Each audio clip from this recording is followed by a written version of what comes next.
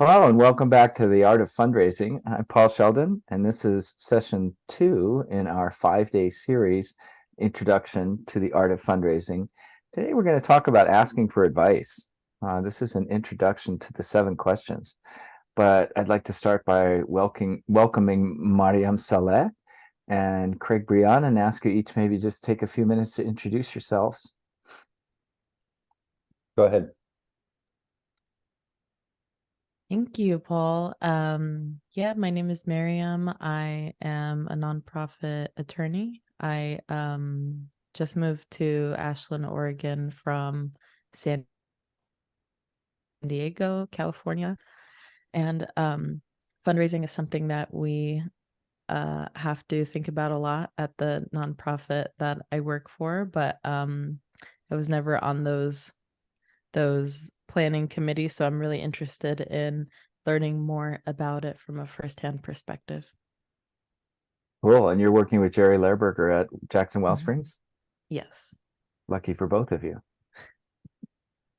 Yeah, it's a beautiful place. My name's Craig Breon. I also work at a place called Jackson Well Springs, where they have a spa and camping, but they also have all sorts of different sorts of events and classes and a nonprofit and a mini farm. And you start by kind of learning the basics of the spa and how to manage that and all. And then ideally, you grow into taking on some of these other roles as well. And my background is in nonprofit conservation work, especially land development, but a number of other things as well. Well, thanks to you both for attending today. And if I can figure out how to unpin Miriam's image, I'm going to start by bringing Craig in and then bringing me back.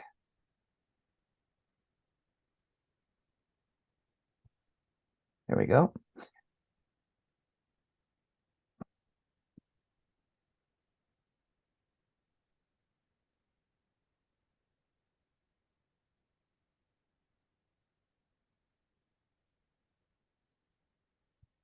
The unique approach to fundraising that I use is called Dreamosophy, which literally means the wisdom of dreaming.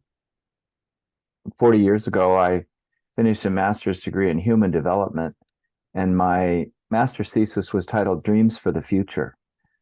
I studied how do people's lives change when they have a dream to live for that's bigger than themselves.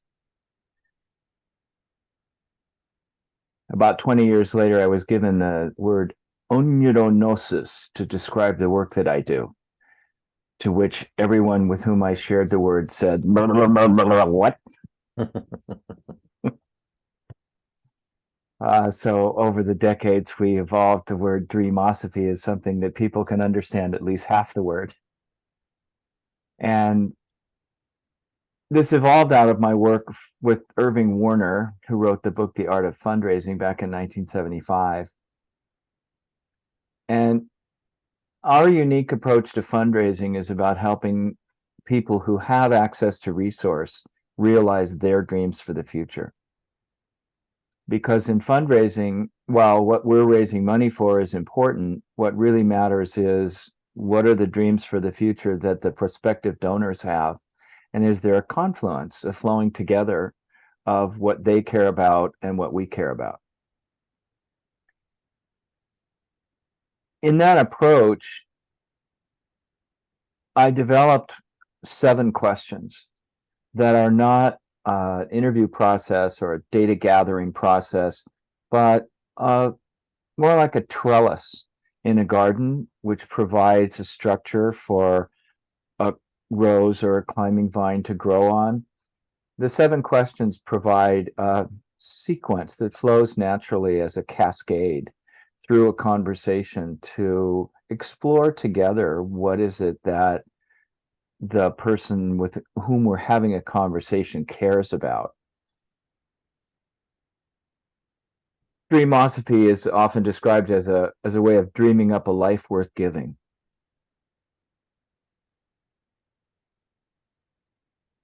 I love inadvertent Freudian slips.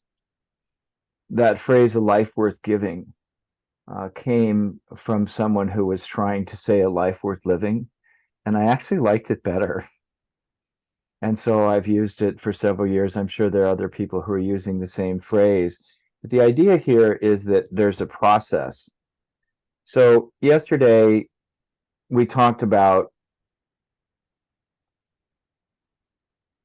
what is the essential approach to fundraising that distinguishes Dreamosophy from other approaches. And I'll just say that these links are now up in the LinkedIn group, and Mariam, you have access, and Craig, you should have access also. If not, let me know.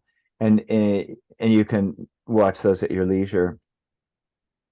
The yesterday's video is not up on YouTube yet, but I'll put an alert in the LinkedIn group as soon as it is. But I've mapped out over the last 40 years the cycle of dream realization that we call Dreamosophy, and it starts with this experience of confluent intuition. We have this felt sense that something's possible and that we care about it, that it's worth doing, that we're gravitating towards it, we're identifying with it, or we just kind of resonate with this felt sense that I can't tell you what it is yet, but I can tell you what it's not. Or like the old definition of obscenity, I can't tell you what it is, but I know it when I see it. Nikola Tesla was one of the brilliant creative dreamers of the 19th and 20th century. And he used to see stuff in the air, and nobody else could see it. And he could see it so clearly that he could describe it to a machinist who could make a part and put together an AC generator or a radar motherboard, what we would call a motherboard now, a component part of an electronic system. And that's that confluent intuition. I can feel it, I can see it, maybe you can't yet, but let's get creative. And that leads to creative imagination. Like, if we were to do this, if we were to realize this dream, if we were to bring this forth into manifestation in a way that we can experience it, what would that be like? And this is the what if phase, which flows naturally into careful intention. And careful intention is the due diligence process. Like, okay, if we did this, would it kill anybody? Would it be dangerous? Would it erode the foundation of our building? Is it something that's already been done by somebody else? The Bell telephone, the dial telephone, was actually invented in France at the same time that it was invented in the United States. Nobody knows how these creative innovations come through in the same place at the same time in multiple flows. Different people get the same idea, or little iterations on the same idea. Westinghouse and Tesla and Edison were all bickering over, is it alternating current, is it direct current? The whole idea was, what do we do with electricity? And so when we get intent, we develop intention around what is it we're going to do. That's like, okay, we've got a garden plot here. What are we going to plant? Are we going to organize this along the shape of the Kabbalah? Are we going to organize it as a mandala? Are we going to put herbs in here? Or are we going to put vegetables for the table? That's the careful intention part. And it's really important when we have this intention process to be as thorough and detailed as we can. This is the mission, vision, values, goals, objectives, action steps conversations, where we decide what is it we're going to do, and be careful what you leave out. I had a personal lesson in this 30 years ago. I had become one of the leading consultants for Success Motivation Institute out of Waco, Texas. I was a motivational consultant, and I could help people realize their dreams. And so, of course, I had to do my own process, and I had been through a very painful divorce. And so I made this list of 14 characteristics and criteria that I wanted in a perfect partner. And I got very specific. I had Bulgarian dancing and dancing the Swedish hambo and spirituality and environmental values, and just, all the way down to hair and eye color, which, who that's the American male conditioning. You have to have this stereotypical image. And I found this woman, well, I didn't find her, I met her by coincidence. She had 13 out of 14 of the characteristics on the list. She didn't have blonde hair and blue eyes, but oh well. And I found about a year into our romance that I had forgotten to put one thing on the list, and that was loves me. So when she met the man of her dreams and it wasn't me, it was a very painful experience for me. So in that process of careful intention, put out there as much as you can, get as granular as you can, but also recognize that there is a dream stream flow that is also taking shape from the formless realm into the world of manifestation that kind of has a life of its own. Albert Einstein said every person has to decide whether or not we live in a friendly universe. Or another way of saying that, every person has to decide whether or not the world that we live in is alive and whether or not it's friendly. And I prefer to experience the world as both alive and friendly. Not anthropomorphized in the sense that some traditions talk about, you know, the old man with a white beard on a great throne in heaven caring about everything I do, but more like a responsive quality. The Taoists say that the world of manifestation is responsive. And so as we put forth our intentions, the world will respond. Or as Margaret Mead said, never doubt that a small group of committed people can change the world. In fact, very little else ever has. Or Goethe's wonderful quote about when you commit, providence commits also. So the careful intention process is almost like a negotiation with the process of manifestation that's beyond our control. We put out what our preference would be.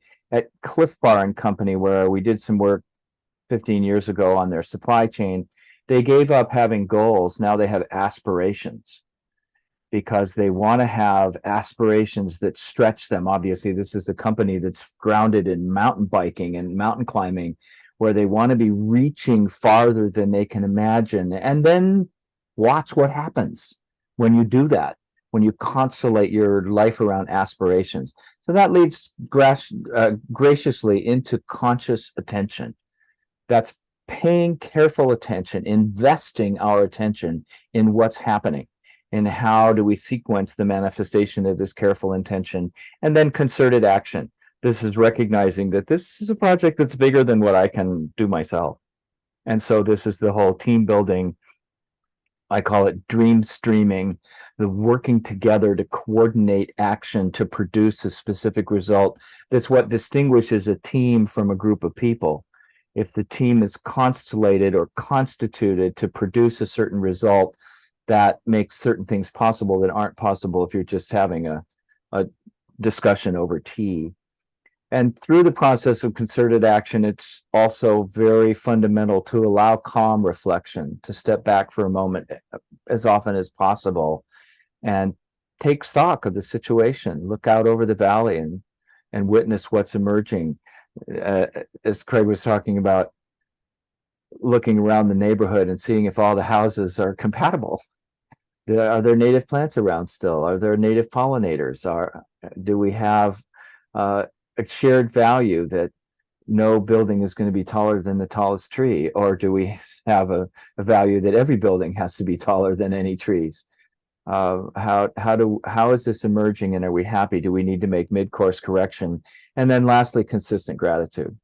Being grateful that for everything that happens, life gives us blessings and lessons. And so even the things that look like they're not working out are a great way to find out what's not going to happen, and then to adjust and to go through the cycle again. So that's the unique Dreamosophy approach to the realization of dreams that provides a really important underpinning for the process of raising money, because it answers the question, what are we doing here? What's the dream? When we have a description of a dream, like Jackson Wellsprings, for example, that's emerging, becomes possible to have these structured conversations that are not designed to manipulate people or to cause the conversation to be controlled, but rather to guide the conversation in a particular direction around the theme of fundraising. So we often talk about inviting people to have a conversation in which we're going to ask for their advice. It's a very different conversation than asking people for money. In fact, I will often say to people, I'm not going to ask you for money in this first conversation, but I am going to ask for your advice. We'll talk about money, we'll talk about fundraising, but I want to assure you that the purpose of this conversation is not to ask for your money. And that gives me entrance to conversations with people who are asked for money all the time and don't have time to respond to a request for money, but will respond to a request to receive their advice about a project that we're considering undertaking. And we'll talk a lot more about this as the week goes on. But with the 7 questions, Irving Warner and I developed this as what I call 7 topics or 7 archways, 7 doorways to guide a conversation into a process of dream streaming that engages around, what do you care about? Have you ever worked on a similar project in the past? How did you hear about this project? And maybe you can tell me a story of one of the projects you've worked on in the past. And people will do that. You know, they love to talk about what they care about and what they've done in the past, and just take a few moments. Or I always try to meet in people's own space, whether it's their office or their home or their store, or their factory, partly because it gives me a sense of where they are on the stratified socioeconomic class system that we live in, but also because it allows me to do facting, to just point like 2-year-olds will do. You know, a 2-year-old will point and they look not where they're pointing, but they look at your face while they're pointing. And it's kind of a biological, haha, made you look, but it's not like that for them. It's really, they're looking to see if they can have an impact on you by pointing at something. And you can do that in somebody else's space. You can kind of randomly say, what is that? Tell me about that. This looks interesting. And when you do that, all these stories come out. I once did a fundraising development plan for the Rocky Mountain Institute in Old Snowmass. And one of the donors that I went to see, who had not given money, who said they probably wouldn't give money, said that one of the early representatives of the Rocky Mountain Institute had been to their island in the Caribbean that this guy and his wife owned. And they took the plans for the Rocky Mountain Institute and laid them out on the dining room table, and they spent the whole time they were there talking about their plans to build this wonderful building, which they did eventually build, and it's a wonderful building. But they never once asked about the 400-year-old Spanish fort that they were standing in. And that offended the people who had brought them to this island, to this fort, to talk about the Rocky Mountain Institute, because they missed the opportunity to start with, what is that? Where are we here? Tell me how did you get into, you own this whole island? How old is this building anyway? Who built it? And what does this building mean to you? They skipped that whole part of the conversation. And so this particular potential donor just went, okay, we're done. So the 7 questions are not a request or a solicitation for funds.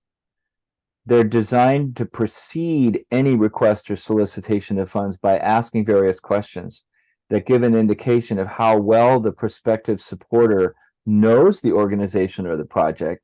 So if you open up with, how did you first learn about this project? And the response you get is, well, I don't really know anything about this project yet. Maybe you can tell me something about it. This is a preliminary conversation. This person is not ready to be asked for money, obviously. So the 7 questions precedes the whole process of identifying somebody as a supporter and cultivating the relationship with us. We want to know how well does our project match what they really care about. If they don't know anything about our project, well, they don't know and we don't know yet. And then we also need to know how they respond if we ask them, if you were asked to provide support at a future time, would you? And once again, if the answer to that question is, well, I don't know enough about the project, be able to answer that question, then that tells us where we're starting. So I'm going to stop here for a moment and invite you folks to comment on what I've shared so far. My favorite question in that regard is, what has this provoked in you? What's coming up for you as you listen to what I'm saying?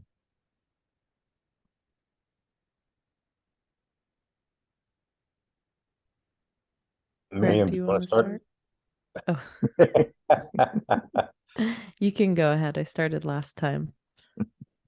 I know I have a tendency to lead with my enthusiasm. Here's what we're trying to do. Here's the background for it. Here's some of the ideas we have about it.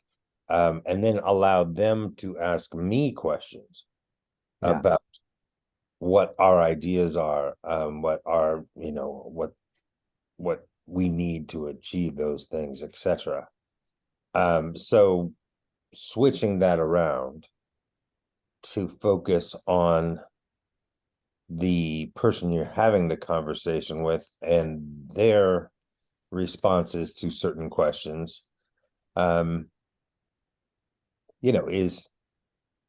is a different approach. I mean, I'm sure I've done some of that historically. You can't help but do that, especially because you often meet very interesting people who've had interesting careers and lives, and come to your organization or your project or something for very enticing reasons in one way or another. But no doubt, my tendency in the past has been to reflect on the project that I want to get done, with my notion of how it gets done. Yeah. And my notion of what resources I need to Right. get it. Right. And that's a very effective approach. It can be. Yeah, I mean, I've been successful in the past. But nevertheless, turning that around and thinking, okay, which are the questions that I can ask of this person to get a deeper understanding of how they might relate either to my project, or perhaps, I kind of hope to learn some of the network of other organizations that could relate to mine, and be able to say, I think this other organization might be more for you than us, that kind of thing. Yeah. That's very important insight that you have there, because that approach is the traditional approach. It's like, I've got this wonderful thing to share and I'm very enthusiastic about it. Let's set up a time. Let me tell you about it. And that applies to business as well as nonprofit fundraising, entrepreneurial development, whatever the project or process that we're enthusiastic about. You go and share your enthusiasm, and then you find out who else is enthusiastic. And that is the traditional approach. Dreamosophy presents an alternative to that. And it's a fundamental shift that we talked a little bit about yesterday. And this shift is from being interesting to being interested. And that's a very different conversation. And it's one of those fundamental distinctions that we talked about in session one. Once you understand that shift from being interesting to being interested, the conversation shifts, and no conversation will ever be the same, because you can feel, where's the focus of your attention? Are you trying to figure out the best way to say the next thing that you have to say, the best way to present what it is you're presenting? That's an important component of the fundraising process, but it's not where the process of cultivating relationships with major donors begins in the Dreamosophy approach. We begin with being interested. What are you interested in? What have you done in the past? Please tell me a story about it. What's that? Oh, did you get this award? Tell me about it. I'd like to hear the story. And I developed this approach because I'm actually interested in people's stories. I know my story. Yeah. I've told my story a lot of times, and I enjoy telling my story. What looks like the old AA joke about, but enough about me. Tell me what you think about me. Yeah. Um, an alternative is tell me about you. Let's hear about what you're interested in. Facting, point to something in the environment or something that someone has told you or some research that you've done. I saw that you're building a village in West Medford. Are you still involved in that? Oh, yeah, I'm still involved in that. We're doing 3D printing and we're pouring the foundations now. And then they're off and running, and you're interested in what they're doing. So that's a fundamental shift for us. Yeah, I've also found that on occasion, at least, you find a hidden skill that somebody has that they're willing to share. Um, Yeah. in one organization I was at, there was a woman who would gather with these other people like once a week, have tea at our office, and plant little pots of native plants, Hmm. start growing them. And but it turned out she had been a financial wizard in her past. And when she heard about a project that we needed that sort of thing, for the first time, she told the organization, "Oh, I can handle the finances for that. I can do all the bookkeeping and I can, etc." And another time, just on a different scale, tremendously, we found out that one woman who was already working with us on wetland field trips um, raised turtles. And we were like, "Oh, wow, we have this wildlife education day. We'd love it if you brought your turtles," So Lovely. Um, have you run across the work of Betty LeDuc in Ashland? I recognize the name, but I don't know her. Yeah, it's Winona LeDuc's mom. Oh, okay. She Oh, lives Winona. here in I've not. Ashland, and she is an artist, and she's done a series of artwork on turtles, based on the theme of Turtle Island. Mhm. And so if you don't meet her in a while, let me know, and I'd be happy to introduce you to her. She's 90 and a wonderful resource around turtles. Miriam? Hi. So my response to these things is, I mean, there's a little bit of a mix, and I want to say that the mixture consists of some fear, and some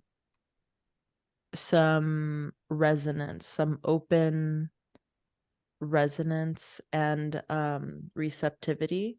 I think I'm a little bit like you, Paul. I'm very interested in people. I'm interested in their stories, and I'm interested in the genuine resonance that I could find with someone, not with trying to force an agenda or a conversation around a specific thing at all. I think so. Yes, my background is in law, and I think, uh, a lot of people expect me to be a forceful person, which I totally can be. It's normally in the realm of when I have a social justice agenda. I spend a lot of time at the public defender's office, but for other things, especially when it comes to money, I tend to freeze up Hmm. because of a lot of um traumatic, like, personal story around money. Um and also, it's not necessarily always money. I observe the same response in myself when, for example, doing like lawyer networking events. I always hated those because the conversation was so like structured and fixed. You're kind of expected to have very specific types of conversations rather than genuine conversations. And I ended up, by my second year of law school, I just vowed to never go to a mixer event ever again for that reason. And so, that's sort of my response to that kind of like conversation where you're trying to get something from someone. It just makes me wildly uncomfortable, maybe more uncomfortable than the average person because of my like personal history.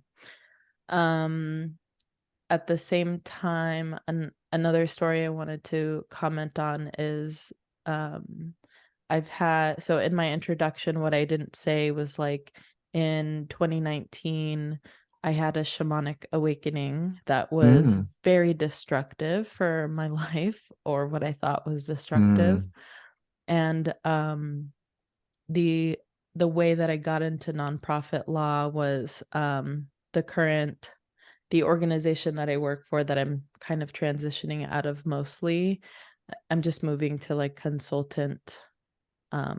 legal consultant, and I do a couple other things, but they are concerned with funding the scientific research into emergent phenomena, which is another word for the effects of like spiritual awakenings. And there's like, a lot to unpack there. So because that happened to me, the organization happened to need an attorney at the time. So that's how I got into that. It ended up not being genuine for me to be serving in exactly that role, hence my transition. I had a dream, funnily enough, about about creating media around the dark night of the soul, which is something I suffered from for years after my awakening. And I had this dream and a huge download about creating this like documentary about voices experiencing this phenomenon. And I didn't do any fundraising to get a grant for me to work on this project. I was describing my dream and my energy, my heart energy leading me towards working on this project, even though I had no money to do it. This like former like contact was like, I'm going to fund you for a year. So yeah, so my only experiences with being successful in like fundraising have really been when I am being heart-centered and genuine and not asking for money. So that feels more natural to me. Anyway, that's where I'm coming from and how I'm responding to what you've been talking about. Lovely. Thank you for your candor and for being so vulnerable. I'd love to talk with you more about that awakening experience. Yeah. And Sure. and also about being a lawyer. I have 4 lawyers in my immediate family. My mother, my brother, my sister, and my father-in-law. Oh my God. And I didn't know until about 10 years ago when a dear friend in St. Louis took me aside and said, in St. Louis, we don't argue at the table. And I said, what else do you do? I'd spent my entire life in intimate dinners with friends. I mean, what we do is we argue a point of law or spirituality or, 2 Jews, 3 opinions. I mean, I just like lived in that milieu. And it never occurred to me that you would have an intimate gathering of friends and not argue about something. So, I have a lot of friends who introduce themselves as recovering attorneys. Yes. But to the fundraising part, in social justice work, there's a lot of conversation now around trauma. and trauma-informed care and trauma-informed activism and ACEs, adult, adverse childhood experiences, and being sensitive to that when we're convening a diverse group, that some people are coming in out of an experience of trauma in their development and all that stuff. And so the fight or flight paradigm has been expanded to be fight, flight, or freeze. Mm-hmm. And when it comes to fundraising, a lot of people freeze. Well, most people flee, but most people freeze. Like, oh, I don't go there. It's like my mother used to introduce me as her youngest and most brash. And there are several rules you have to break if you're going to be an effective fundraiser. They have to do with not going places you're not invited, and not talking to strangers, and not talking with people about money. And I just, like arguing, I just didn't know that wasn't what you do for fun. I just like to meet people, and I always want to talk about money. It's like Tibetans and spirituality. It's like, can we get to something interesting now? Let's talk about money or spirituality, or have an argument about a point of law. So the 7 questions process is designed to relieve you of that burden. So we're going to invest a whole hour on Thursday discussing how not to ask for money. The session is titled How to Ask for Money. Hint, don't. Because there are lots of other things that we can do to broach the subject and to invite people to share what they care about in a way that feels nurturing and bonding, that's not putting somebody on the spot and asking them for money. So we'll get into that, because that's really one of the major purposes with which I asked to host these sessions, is to help people get past that fear of asking for money by not having to ask for money. And I've obtained multi-million-dollar gifts without asking for money, because I get so interested in what people care about that they get excited about what they care about, and then they say what they want to do and how they want to do it. And I just tell one little vignette before we run out of time today. In,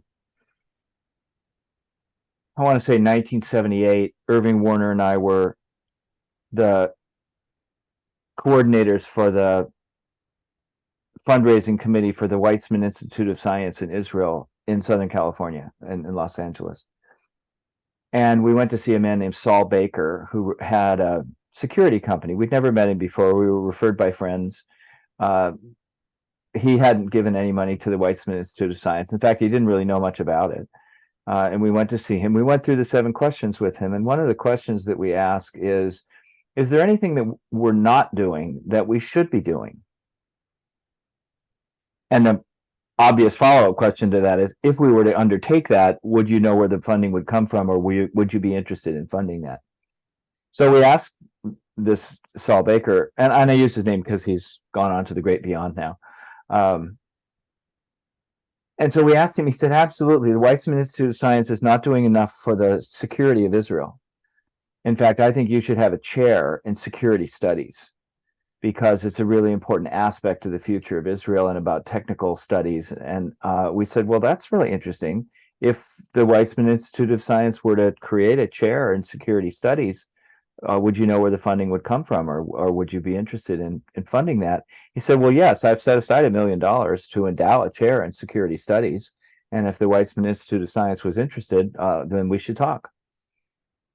Then it got better. We noted that down and came back to him later and said we're ready to talk about that after we verified that the Weizmann Institute of Science was interested. And he said, yeah, I want to make a gift of $1 million, and I'd like to have it announced at a dinner at the Century Plaza Hotel in Beverly Hills, and I'd like Henry Kissinger to be the keynote speaker. Well, for $1 million,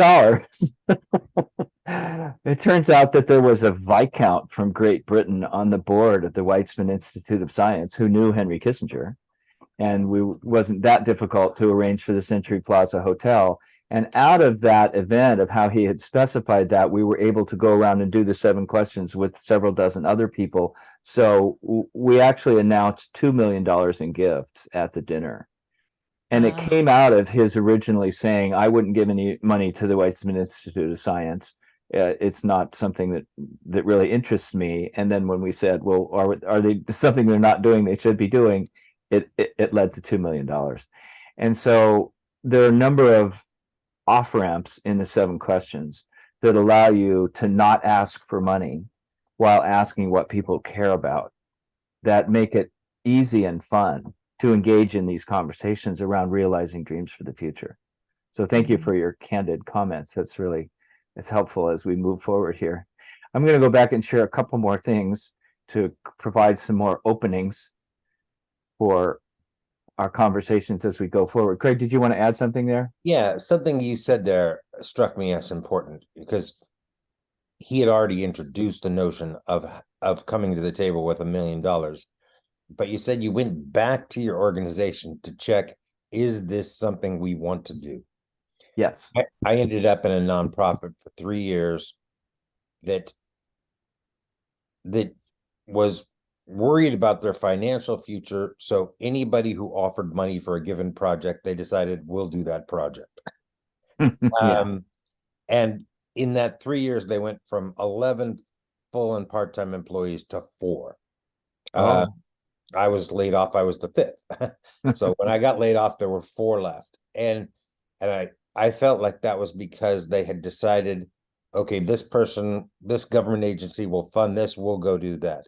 And they had removed themselves from the fundamental aspects of their mission in order to chase their funding sources.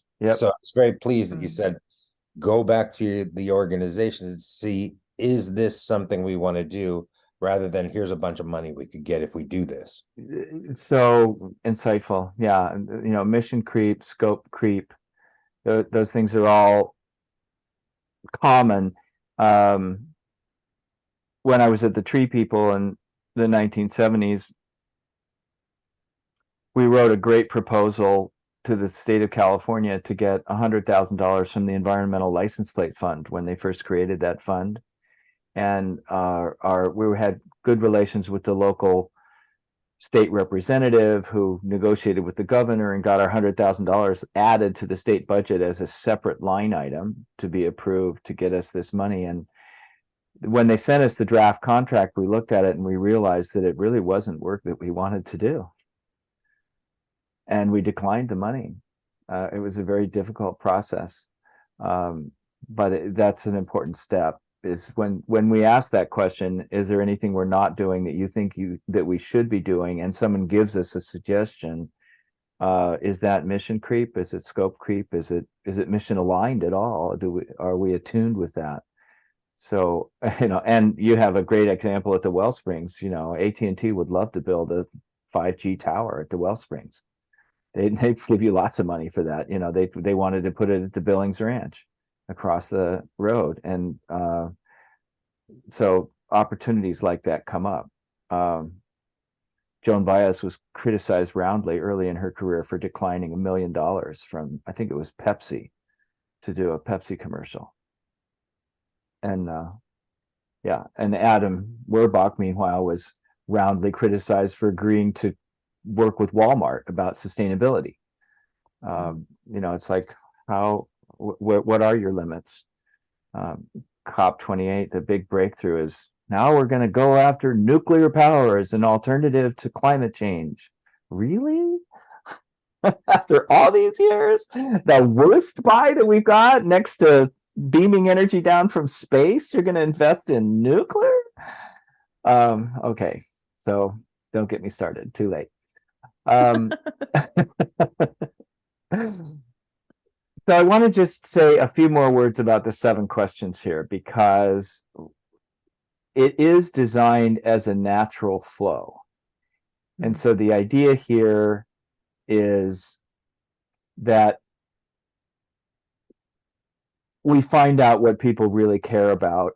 And then if we're talking with somebody who's familiar with and supportive of the organization or the project, the process of introducing each successive topic, it gets comfortable. After you've done it 4 or 5 times, it's just like this natural, leisurely flow, like wandering together through a garden of dreams. Now, not all the questions are appropriate for every conversation. If an organization already has a chairperson who's running your fundraising committee, who's raising lots of money, maybe you're not going to ask everybody if they would chair a fundraising effort. If some people are not qualified or not aligned to serve on the board of directors, you're not going to ask them if they would be willing to serve on the board of directors, that sort of thing. And then for people who are not yet familiar with the organization, or who haven't done anything like this in the past, then it may take longer to conduct this conversation. It doesn't have to happen all in one session. I've had it last as long as 18 months. When we started the Rocky Mountain Institute, after the folks in the Caribbean didn't want to give us any money, I went out to lunch with Michael Stranahan, whose brother George owned the land where my former wife taught at Aspen Community School. And so we'd kind of gone through this endless chain of referrals. And Michael was a great guy. At the time, he lived in the Woody Creek trailer park outside of Aspen, where Hunter Thompson used to live, or just down the hill from Hunter Thompson, and down the hill from John Denver's house. And Michael drove an old battered Honda Civic, and he lived in this trailer, and he made Indian fry bread in a cast iron frying pan. And most of the people in Woody Creek Trailer Park didn't know that he owned Champion spark plugs. So he said no the first couple times that I talked with him about supporting the Rocky Mountain Institute. But eventually, we were trying to build a building that was a model building that's worth looking up on the internet if you have time.